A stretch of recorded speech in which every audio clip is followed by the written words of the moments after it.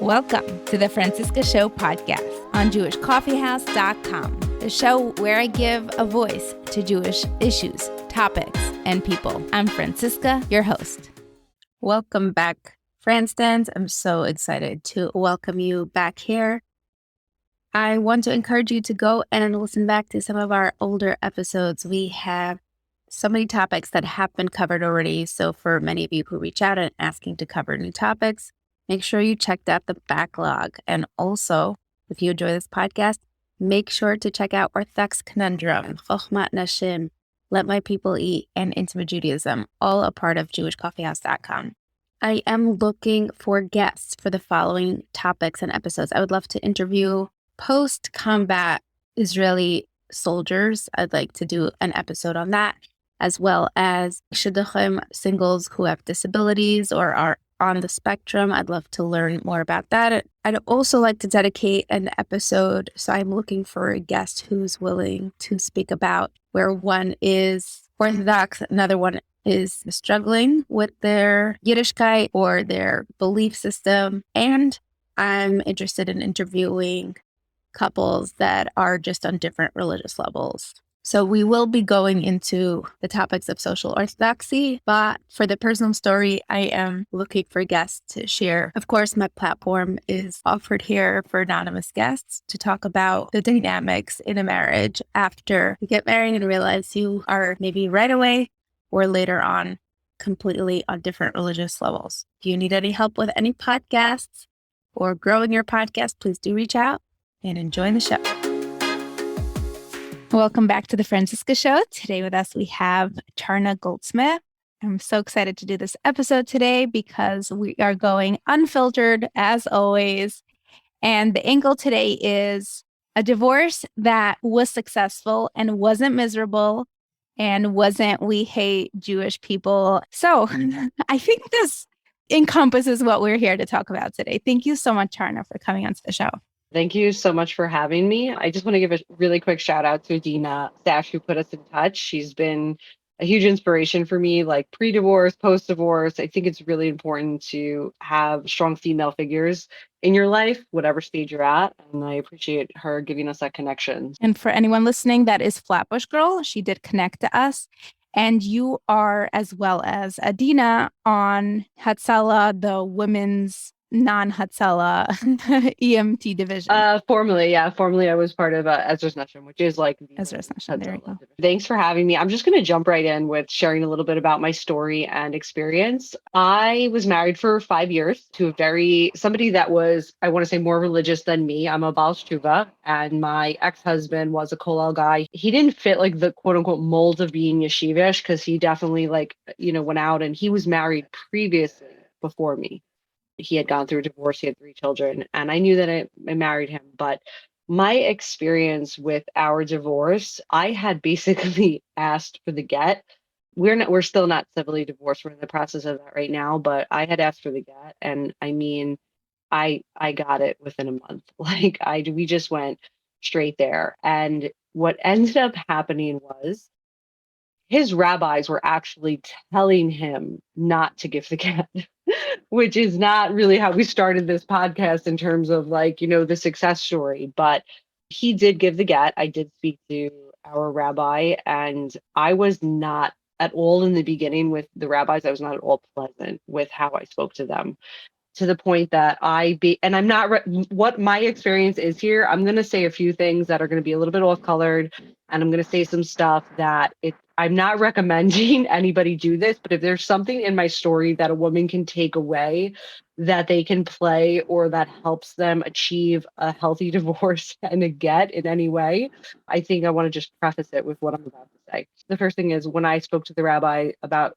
getting my get, I was really nasty, because he was like, the way he opened up with me was, if you don't let him give you a get, you're going to end up in a guna for 8 years or more, is what he told me. What does that mean, if you don't let him give you the get?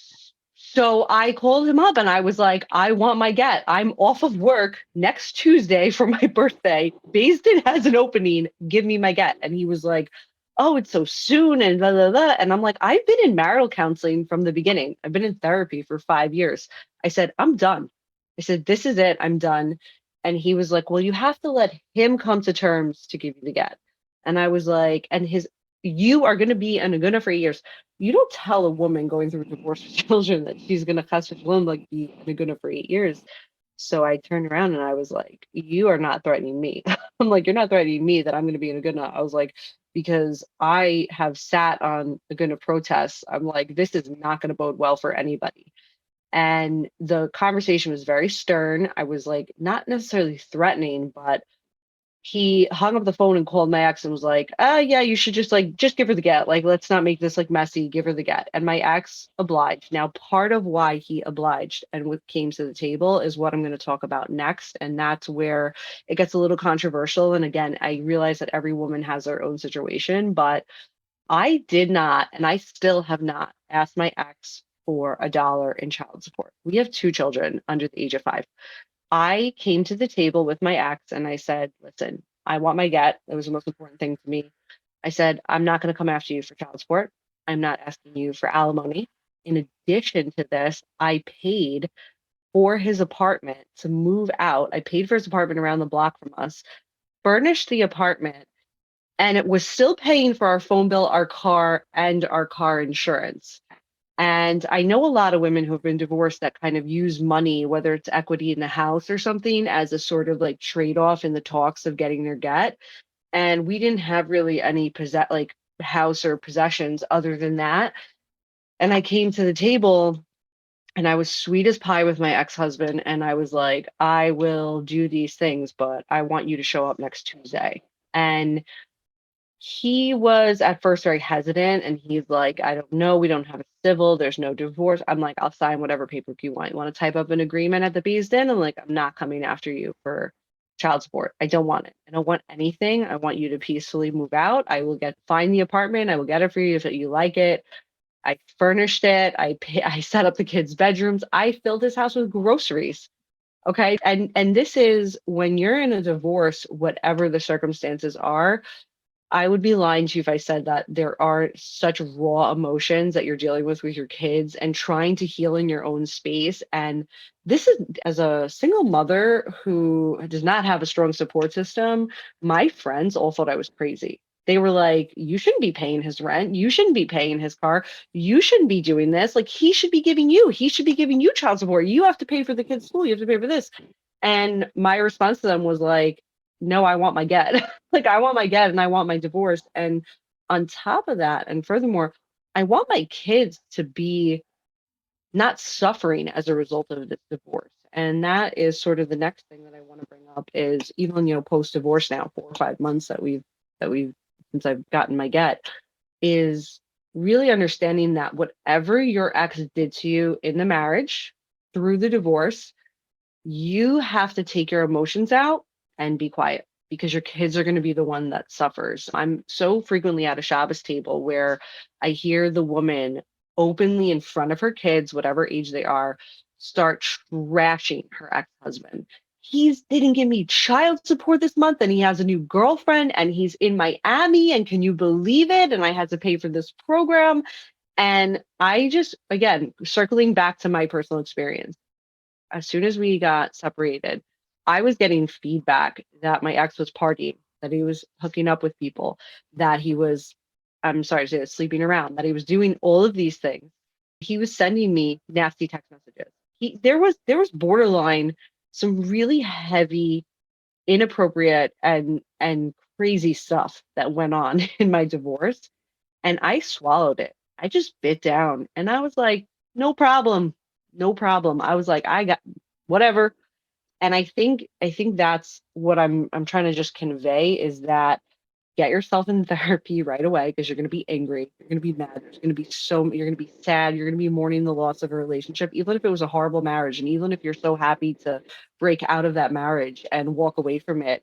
The biggest thing that I could say in my experience with this is shelter your children from it. My kids are still very little, but he does have 3 children, as I mentioned, from his first marriage that I was pretty close to. And when they had came to me and they were like, they're teenagers and they were like, what's going on? What's this? What's that? Just zip it. like zip it. I mean, when I tell you my ex-husband, can I just like talk like freely a little bit about like some of the things that happen? Is that okay? I Yeah, want to but like, that's going anti the zipping it if your kids listen to it no, eventually. my kids are 4 and 2, and I really what I look, post divorce, you go through a lot of emotional stuff. As a woman, as a man, you're both healing in different journeys. His way to heal was being much more public with it. Mine was more internal. I struggled with how I was dressing, people I was associating with. The fighting, I don't want to make it seem like, oh, we had this magical divorce and he gave me the get right away. There was a lot of intense fighting, a lot of intense emotion in him, putting me down, saying nasty things, questioning my ability to mother, having his friends been brought into this, having people like, kind of chirp in and say things. And even now today, when I want to have an initial response to him doing something that is so absurdly crazy, I bite down. I'm quiet. I have a therapist to talk to. I have a good support system of people that listen, but you will never hear me at a Shabbos table in front of my kids. If there's an argument with him and my kids are present, or he drops by the house sometimes unexpectedly. And I try to have an open door policy with my children, where I say to him, give me a little bit of heads up.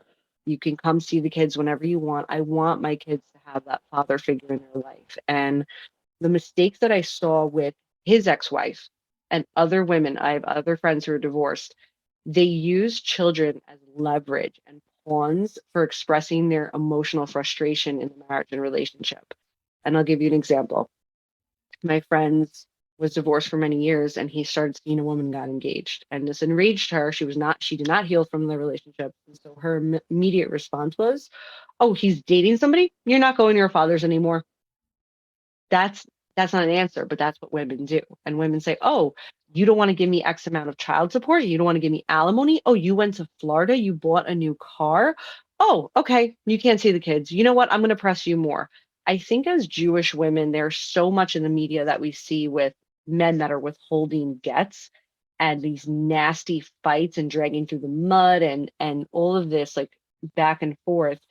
The goal, in my opinion, in my experience, is two things. The first is you want to get your get, right? Because nobody wants to be in a situation where we're protesting for 15 years. So unfortunately, the way the law is set up, you really have to kind of bend the knee. You have to say, okay, it's unrealistic if you live a certain lifestyle with your husband. If your husband is the main caregiver and breadwinner in your marriage and you have several children and you're relying on that money for your Shiva education, you have to understand that when you get divorced, you are not going to live that lifestyle anymore. Unless you're working, unless you're self-sufficient. It worked out for me. I ended up, thank God I work a tremendous more amount than I did when I was married. But unless you're providing for yourself financially, it's unrealistic to expect your ex-husband to provide you with the lifestyle that you were living when you were married. He's going to have to resituate himself in a home. He's going to have to move. And you want him to, even though maybe you really want to see your ex be run over by a car and suffer in all of these ways. You have to think as a mother, if your kids see your ex-husband struggling, if they see that, oh, daddy went from living in our house and now he's living in a basement apartment with no windows, you might be happy and you might be like, yeah, you cheated on me and you deserve that. But your kids, that's a reflection of the respect they see in their father. And it takes two parents really to raise children in the ideal situation. It takes a father figure. So when you want to see your ex suffer because of your own unhealed wounds and the animosity that you have with your ex-husband, it is not serving your kids. And you as a woman are going to suffer because you might think, yeah, daddy's a loser. Daddy doesn't pay child support. Daddy doesn't do this. Your kids are hearing that and now they're forming their life experience based on the reflection of how you're treating your ex. And I witnessed this with my husband's first kids. It's a very, very nasty divorce. It's still going on, and not with like she has to get and everything, but I'm saying with the parenting and the co-parenting, the lack of co-parenting.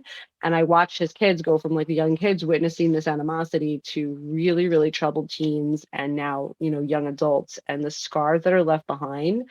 It's it's immeasurable. And I would just say, like, from my own experience, like, you have to get yourself in therapy, get your kids in therapy, and really just bite down and kind of, I don't want to say suffer through it, because again, everybody's situation is different and I'm not giving any excuse for abuse. And there are extreme situations that require just more than you swallowing your pride. But if at all possible, I would say you have to reason with the fact that maybe you're not going to get alimony, maybe you're not going to get the child support that you want, maybe you're not going to have the type of lifestyle. Okay, so you're not driving a new Mercedes, you're going to have to get rid of that lease and maybe get a Honda. Like it's a hard pill to swallow for women, and especially when there's anger involved. But I mean, this is sort of some of the things that I was dealing with through my divorce. And I really admire you bringing up a lot of the things that you did. First of all, saying how you did give up all the things that women are told to give up, or it takes them maybe a few years to agree to give up. And meanwhile, they don't have their get, which is what you had decided and offered straight up front. It's not like you walked in and said, oh, I'm getting child support and alimony and this and that, and you're moving out and figuring everything out, and here's your get. No, you gave up all the things. You just did it on a moment's notice. And I like how you brought out, and we did have feedback from previous episodes, lots of people saying, first of all, get the men's perspective. So we could hear about how women are abusing all the things and how they're horrible through the divorce, which you brought out voluntarily. And the other thing is that it takes two to tango. The divorce is happening because both sides, it's not working from both sides. It's not like you have a working part of the relationship and the non-working part. Both parts aren't dancing together and it's not working as one dance. So I want to just track back, if you allow. I'd like to hear more about your marriage itself, if possible, and maybe the beginning of it. You knew that he was married before and he was divorced, and was that a concern? And then I want to hear more about you figuring out that you wanted your divorce. Like, when did that happen? How long did it take you to make that decision? And what really went on in your head in the process of making that decision, assuming you looped in your ex-husband after you have made your decision? So as I mentioned, I'm a Baal Shua, and I met my ex-husband at a Shabbos meal, and he did tell me that he was divorced with 3 kids. And my first question to him, how long did it take you to give her the get? First question. And he said right away. He's like, I didn't hesitate at all. And then upon meeting children and the dynamic of the ex-wife, just to put into perspective, from meet to marry my ex-husband was 3 months time. I was 26. And I got pregnant right away, like within 2 weeks of getting married. Like that was it. It was like we were off to the races, and I wasn't fully prepared for any of these things. And this is where my part comes in with, I was like, oh yeah, I'm going with the flow. And before I knew it, the flow took me down the river and out to the ocean. And I'm like, I turned around, I'm like, wait a minute. So with that being a concern, the divorce and the kids, it was a concern. It wasn't a concern because I was very open-minded and I didn't care about meeting somebody and being with somebody who had children, because things were seemingly okay in the beginning. When we got married, the dynamic with his ex-wife, she was not over him, which was unbeknownst to me because she was seeing somebody and things like that. And I didn't realize, again, women were fueled by emotions. There was a tremendous amount of jealousy. And then that element of me wanting to make peace with her, wanting to make peace with the kids, but now her, all of a sudden, it was like this World War III sort of game of, I'm dropping the kids off unannounced. I'm not letting you see the kids. I want more money. Oh, you just got married. You had money for a wedding. Well, now I want more child support. Oh, I'm coming after you. I want to see you in jail for not paying child support. Like, it became this really toxic dynamic from the get-go, like right on. Like, it wasn't, we met and dated for 3 months. It was relatively calm and quiet because the relationship was not publicized. We were, dating, I guess, how you want to say, behind the scenes. And then it really started to unravel and fall apart. And by that time I was already pregnant. So immediately when these things started popping up, I suggested we go to marital therapy. This is in year 1. I'm pregnant. We're marital therapy. We're having this really intense dynamic with his ex and the kids and how he was managing that. And I started seeing a lot of red flags. So I was like, hey, we're all going to therapy. Everybody, your kids are going to therapy. We're going to therapy.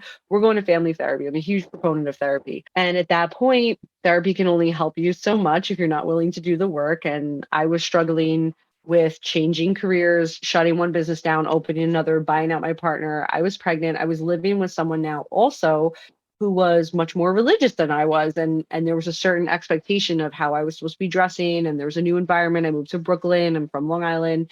It was so many moving parts, and I couldn't keep up with processing and putting out fires. And Baruch Hashem, I had my son, and it was a great moment. And there was like a lull, and then the wave two happened. And wave two is now when you have blended families, it's really hard to manage scheduling and emotions. And there's a new marriage and a new baby. And then his ex-wife got remarried, actually. His ex-wife got married and had a baby with her husband. And there was the dynamic of that. Now, to make matters more complicated, I'll just touch upon this lightly because it's not so much my story to share, but I will throw this in here. The man that she married is a get refuser to his last ex-wife for 15 years. And she married him knowing that. So now the ex-wife, who is not an ex-wife and hasn't had her get for 15 years, now comes into the mix. Happens to be, we're friends. I'm friends, we share the same name, we're friends. She came into the mix. So now you have our blended family, a child, her blended family, a child, his blended family with the ex-wife. And now you're throwing more pressure on the pot. And then to add to that, his children, 2 of them came to live with us. And then I got pregnant again with my second child. There's a lot of great resources out there for co-parenting and, all of these things, but sometimes too much is too much. And it became too much. And again, therapy and programs and trying to get the kids in the right school and find a safe place for them, because even with all of this behind the scene drama that we deal with as women and adults, the most important thing is our children, right? We're here to leave the next generation behind. So you might be struggling, you might be hurting, you might be having resentment, but like that doesn't mean that our kids should suffer. So trying to mask this pain, the fighting, the screaming, the money is the biggest thing I see in divorce, is really with the problems. Oh, you're not paying for this, and how dare you go to Florida? You can't take a vacation. And I saw you got a new car, and that becomes like stirring the pot even more. So at this point, we were like a few years into our marriage, struggling. And I had really, really was like, I don't know how much longer I could do this. But the advice, and I will say this is, again, it's a whole conversation in and of itself, but I will touch upon this. A lot of shalom bias books talk about how you should see your spouse in a good light. Right? They talk about, try to see them in a good light, a positive light, change yourself, and you're going to change your marriage. But what they don't tell you is that if you yourself don't have healthy boundaries, healthy relationships, a healthy understanding of what is acceptable and not acceptable, you might be putting energy into the wrong things and accepting things that are not okay. For example, my husband doesn't let me go out with my friends. You might bother you. There might be tension. There might be a fight. Well, why can't I go out with my girlfriends? Why can't I go out to dinner? Why do you expect me to be home with the kids all the time? And you might pick up a book or go to your Rebbitzin and say, hi, like I want to go out with my friends and I can't go out with my friends and it's causing issues. You might, which I did, I took away with like, maybe, do an activity with the kids and your husband. And I didn't have the healthy boundary to say, no, I need time with my friends. Like I wasn't healthy enough to say, no, I need time with my friends. I need me time. Instead, I was like, you know what? I am a Jewish mother and I'm religious and I should be spending more time with my kids or more time with my husband. And I didn't have that sense of self to be able to say, whoa, I really need a break. And this shouldn't be an issue. And if you have a problem with it, then you need to go to therapy and talk about your codependency issues. And this became a pattern of behavior in our marriage where I was really giving in because I had this idea of, well, this is a from home and you're a from woman and this is what you're supposed to be doing. And do you really need to go out and have a drink with your friends, or should you be home, baking with your kids? Like it wasn't for me a clear line of, okay, this is enough. And it kind of just spiraled out of control. One more thing I wanted to comment on is it's just really impressive how you said you wanted to set your ex-husband up in a respectable, dignified way so your kids could still respect him. I want to actually just talk about that a little bit. I'm making a comparison here, but I witnessed a lot of my decision making in this divorce was based on the behavior of his previous relationship. she had this idea that he should be living in a basement and constantly was like, you're a loser. You have no money. You're not taking care of this. She withheld the kids. And I saw the deterioration, like the light go out in his kids' eyes, and they lost a lot of respect for him. And they, instead of treating him like a father, it was more like a Nebuch case. Like, oh, daddy, of course, daddy doesn't have money to take us to Florida, like, because mommy works 2 jobs and daddy doesn't pay. And I just saw it's not helping anybody, even though my ex is not in as great a position as me because I did take on an additional job into my business. I said to him, I'm like, you're going to get yourself at least a nice size 2-bedroom apartment. I'm like, I'm going to furnish it. You're not living in a basement where you're going to be close by for sure. He doesn't carry. We live in Flatbush. He doesn't hold by the air.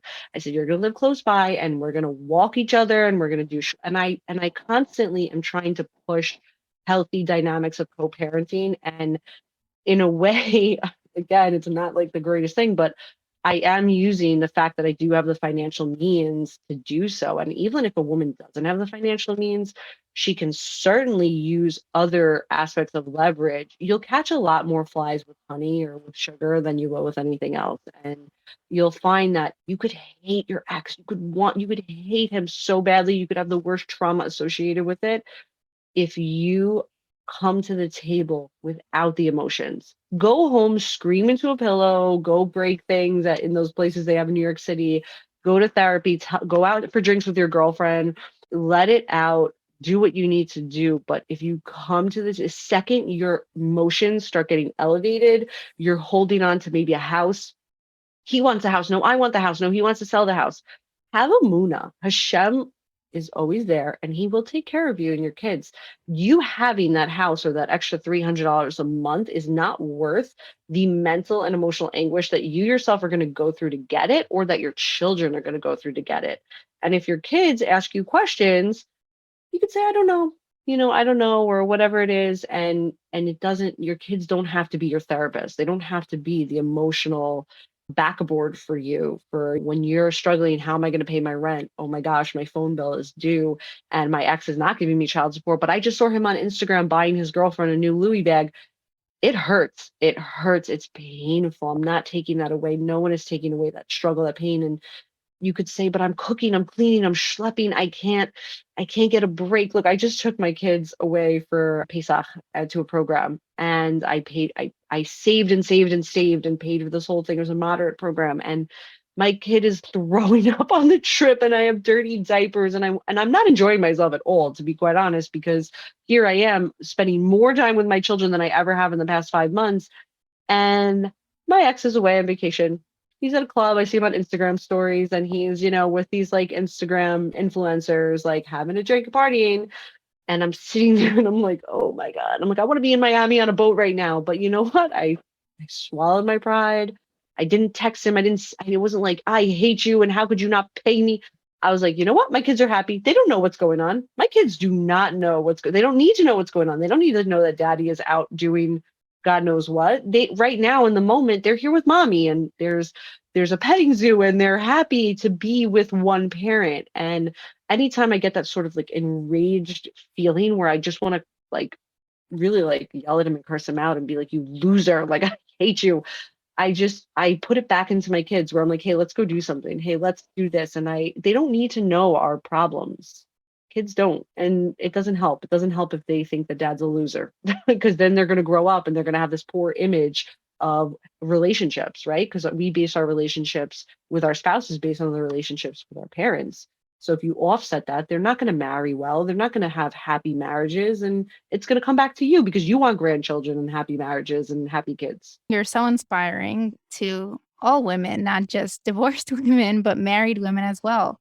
What troubles me is, what do women do who can't afford to get divorced because they can't support their kids and they can't do it on their own, or they don't have their education, or they gave up on their careers too early because of the children, or there are too many children, and between day schools letting the kids out at God knows what time because it doesn't accommodate 9-to-5 jobs potentially, it's not an option.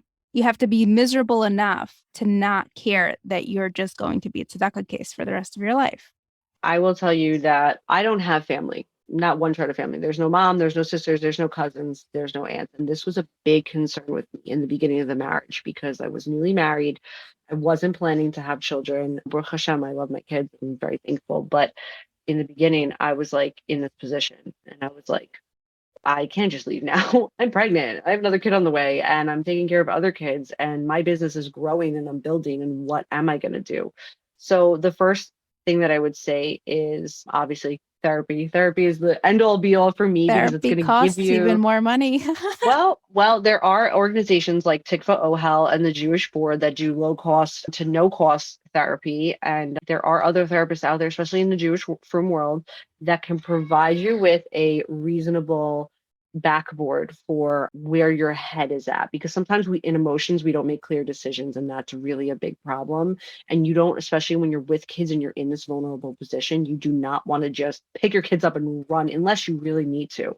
That's number one. Number two is if you are in that situation where you're really biting down and you're like, I don't have the resources to leave, you can prepare yourself. So maybe that means waiting till your kids are a little bit older, I'm not saying that you should suffer in silence for years, but if it means that you have to wait another year till your kids start day school and then you can get a 9 to 5, if it means that while you're in the marriage, try to work a schedule. Again, be nice, say where you're maybe taking on a part-time job.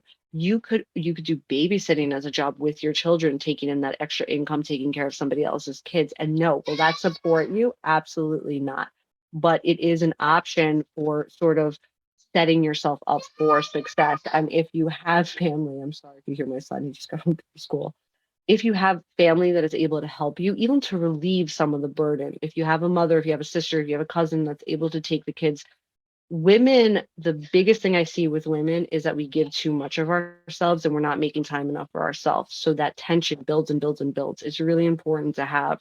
And it's not Shabbos because you're cooking and cleaning for Shabbos and possibly entertaining. You need to have that one moment, a set Monday night. It's mommy's night. I'm going to yoga.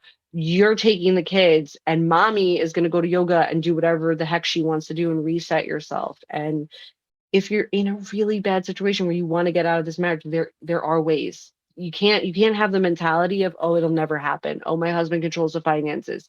Oh, it doesn't do this. I have been there.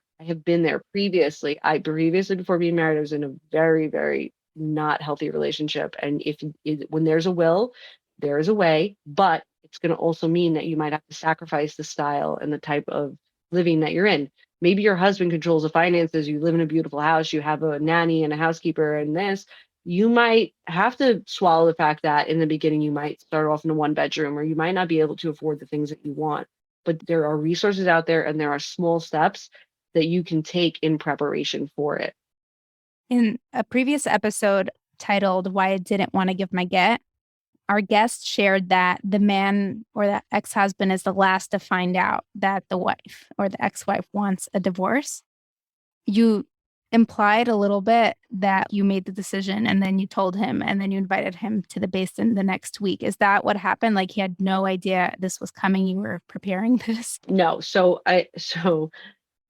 when I say prepare, you need to prepare for your finances. You need to prepare in terms of getting yourself set up because, again, bargaining chips, men speak with money and men don't want to be told what to do. I mean, women don't either, but like men don't want to hear that, oh, you're going to try to take my house and kick me out to the curb and I'm going to look like a failure in the community and you're going to sit in the house and be dating some guy living in the house while I'm paying the bills. Like, they don't want to hear that. So what I mean by prepare is I mean by like, get your finances in order. I had been offered a job in addition to my business a previous year ago. My ex-husband didn't want me working any more than I was, and he didn't want me, having that income. And I started interviewing. Now, in terms of emotionally, my husband knowing, I wrote letters to my husband throughout the years of our marriage. And I was explicit in these letters saying, I can't continue this pace. If you keep treating me like this, I have these letters that I had given him during the course of the marriage that I had brought to marital therapy. And when we got divorced, I provided him with these letters again. And I was like, I told you for years, I begged you for help. I begged you for this. My needs weren't being met. And that's why when the rabbi was like, no, wait a little bit, I was like, no, I'm done. Like, I walked away from this marriage exhausting 150% of my energy into knowing what I was capable of giving into this marriage. And it's one thing if you're talking to your girlfriends, I hate my husband. He doesn't pick up his clothes. He doesn't do this. He doesn't do this. I think he's cheating on me. It's one thing if you're venting to the world, because I don't think anybody should really know unless you're very, very like close, somebody that you trust explicitly. I don't think anybody should really know about your problems because people talk and it's not even their fault. It's just the nature of how we are as individuals. If you're telling everybody about your problems before you're coming to your husband and you know what your problems are and you're able to express them, it's not that your husband leaves his socks on the floor that's the problem. And the problem is you don't feel respected, that you've asked your husband 5 times, can you please put your laundry in the laundry basket?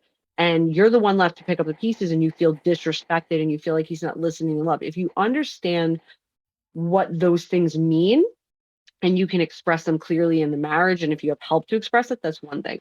But yeah, if you're preparing to get divorced and you are going through this, it's not let me pull the rug out from you. It's let me protect myself, or let me at least have a little bit of a cushion to start doing what I need to do. And divorce requires a lot of help. And if you can't pay for that help, you have to have family or friends that are willing to step up.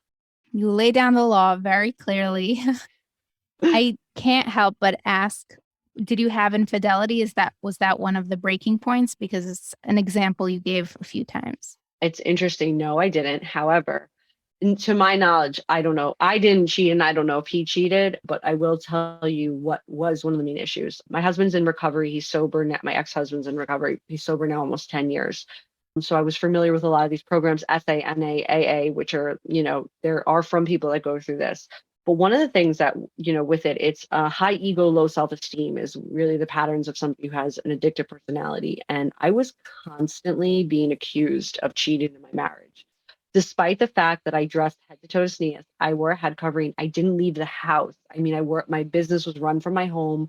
I was basically in many ways a prisoner in my own, because my ex was so like, he had infidelity in his previous marriage. And he was so like, you're cheating on me. Who are you talking to? You said hi to the guy at the grocery store. And I was like, oh my God, no, like, no, I'm not. And it was like, again, healthy boundaries, right? For me to have enough confidence to say, no, I would never cheat on you, and like, stop accusing me and like putting my foot down. And what, aside from all of the other things that compiled into me finally leaving, was I was so lonely in my marriage and I didn't want to have infidelity and I didn't want to cheat. And I was so like yearning for a connection and just to have some sort of, and when we say intimacy, it doesn't mean like, sex. I'm talking about just Connection. somebody that cares. Yeah, connection that cares about you. And that's like, hey, how was your day? Not, oh, I can't believe my chicken is cold, or, why didn't you do this? And I'm not taking out the garbage. I have to go learn, and these sort of like things. And at that point, I had reconnected with a friend of mine, a girlfriend of mine, and we went out to lunch. This was like at the very, very end. And I just lost it. She hugged me and I like lost it. I broke down crying and I was like, I can't go the rest of my life being married, not hugging my husband, not kissing him, not having these emotional, intimate moments that I wasn't having with him.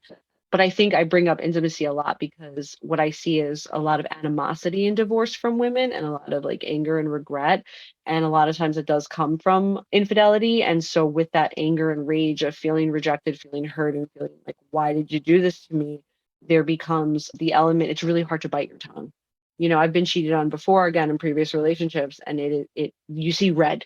You see red. And then to know that you've had children on top of that and you're giving everything in your marriage. And I can't even imagine in a marriage what that would feel like. But knowing what it felt like in a relationship, I could only assume how hard it would be to not want to like come to the court fighting and saying, no, you're going to give me every last piece of you. It's like you have to, I hate to say it, but you have to just let everything go, like just wash it away and say, hey, I'm going to get my gun and I'm going to treat myself nice. And there will be somebody out there that will respect my time and value me and my kids. I do want to mention we will be doing an episode on infidelity and blended families, and not necessarily being the cause for divorce. Like, there is hope for some marriages. Infidelity does not equal divorce necessarily.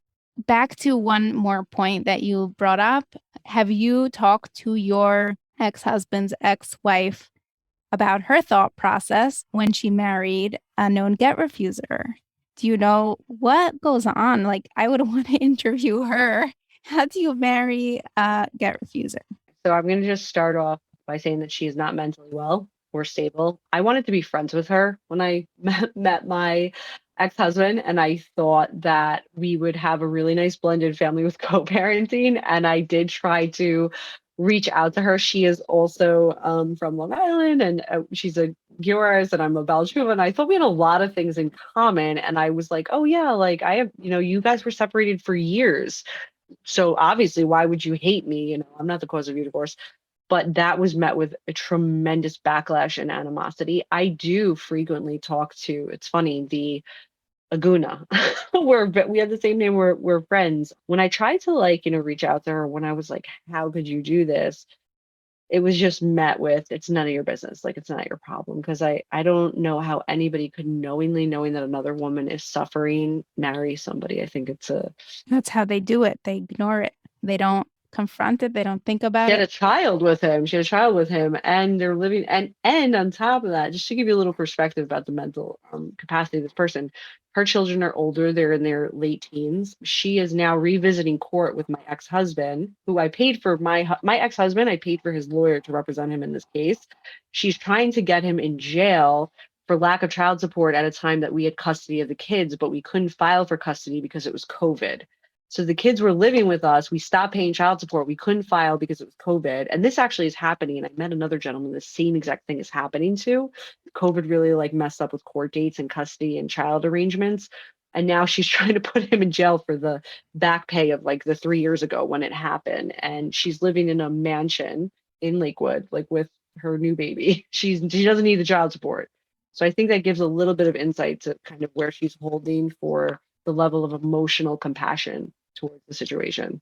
What advice would you give? There's so many different categories here. There's so many different people who can use it. But what would be your 2 cents? My 2 cents is... Can I go first? What I feel like your go-to is? Number 1, try to marry the right person. Oh. Right? Let's try that. And number 2, women need to be financially independent so they can seek therapy and they can afford a yoga night and pay for a babysitter if the husband is never around. That flexibility of not losing oneself. So to be able to conserve who you are as an identity within a marriage.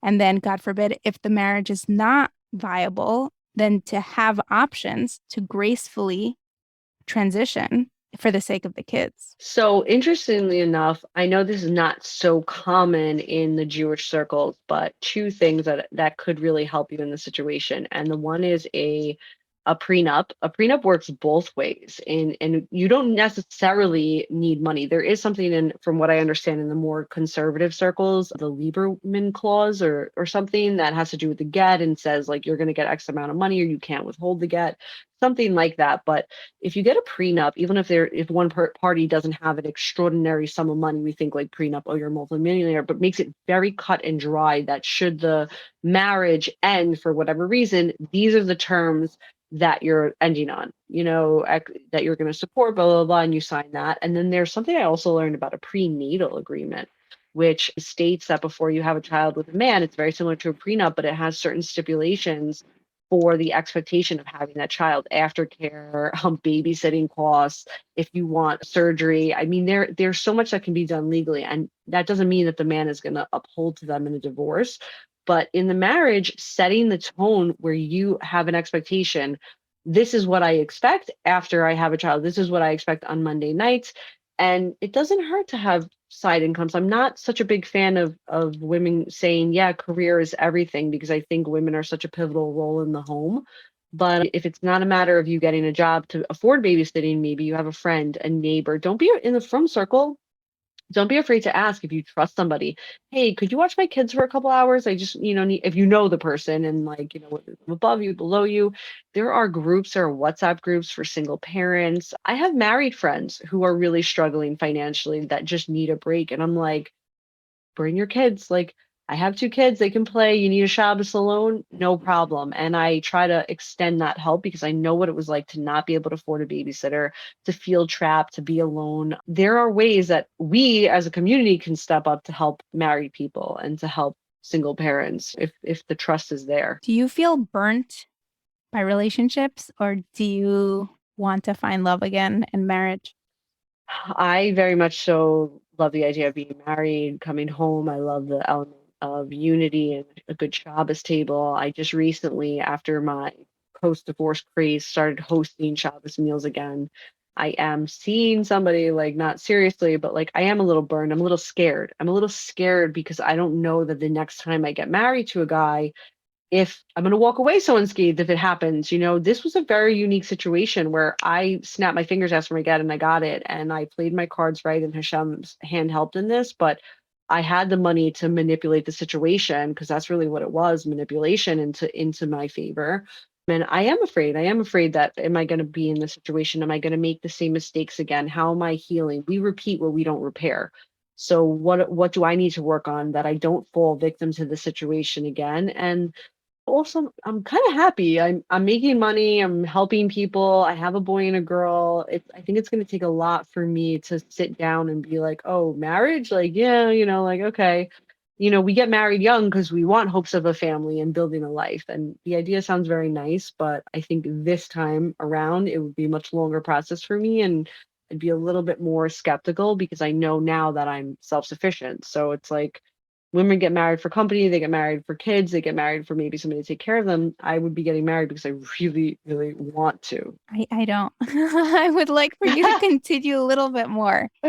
You can't get the companionship you get from an exclusive relationship that you get from friends on a Monday night drinks night.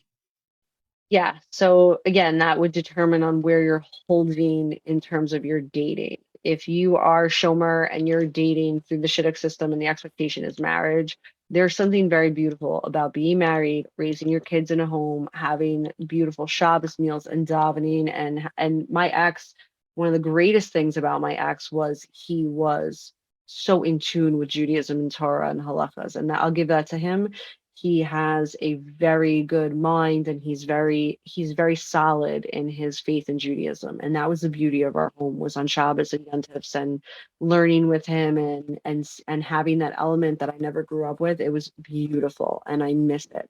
The first few Shabboses that I had alone and making Kiddush for my kids, it was really hard. And I felt like the Kedusha of my home was removed. And there have been many times, even on Pesach, that I question my decision because I'm like, I can't do this. I'm not a man. Like, we have different roles in Orthodoxy, men and women, and simple things like I chose to remove my sheitel post-divorce, like davening with your head on, like just little things that you don't think are going to sting are going to sting.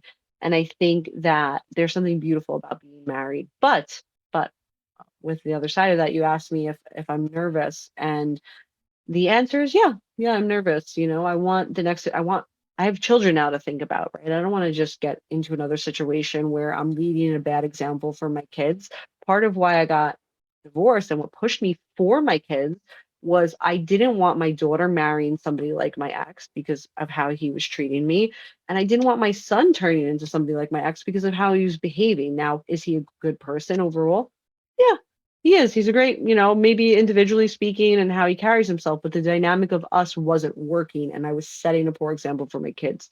So the thought of that, now marrying somebody who it's not their father, and is he going to love my kids the way that I love my kids? There's tons of fears with that. But I also am very content in my life right now. I'm very happy. I travel a lot, I work a lot, and I'm kind of just letting Hashem put me into the next position of my life.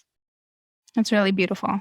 I was going to ask you what you did regarding your hair covering, because I know you are in the wig business. Would you like to share a little bit about that? And then we'll wrap up. Yeah, sure. No, so I actually really never wore wigs when I was married. I wore tickles and the Israeli style turbans. I just found it more convenient. I was always schlepping, running around, and I wore wigs for weddings or advertising and things like that. And my decision to take it off was based on the holding of like Reb Moshe Feinstein said that if it's going to prevent you from getting remarried because somebody thinks that you're married or they don't want to divorce you, that you could take it off. And so I tried taking it off in Miami 1 week post divorce. Like I was like, all right, let me like, Miami's a little bit whatever. And I ended up seeing people from my office, people, my neighbors. And I'm like, oh, well, I can't just go back to Brooklyn now and like it's going to make me seem hypocritical. I'm taking it off, putting it on. And I was like, you know what? We're going to take it off. And I did. And there are moments it's sad. I think it's a very beautiful mitzvah to cover your hair. And there's something about it. But I'm okay. I'm okay with it now. I do own a wig business. So when the time comes, I will be happy to put a wig back on. Thank you so much, Charna, for coming on. And yeah, thank you for having me. I really appreciate it. Very powerful conversation. How can people reach you? Well, you could reach me on Instagram at Goldsmith Hair, or if you want to put any of my contact information post show, I'm happy to speak to women about any of these issues, or if they just need somebody to listen, because I think it's huge, just being heard. Thank you so much. Thank you. I hope you enjoyed this episode. If you did, please join us in the discussion group on WhatsApp. The link is in the show notes. I always love hearing from you. If you need help launching your podcast, I have a new course that I launched that you can do it on your own time. And of course, if you enjoyed this podcast, go and listen to the backlog, as well as check out the other podcasts on jewishcoffeehouse.com. I hope you have a beautiful week and see you next time.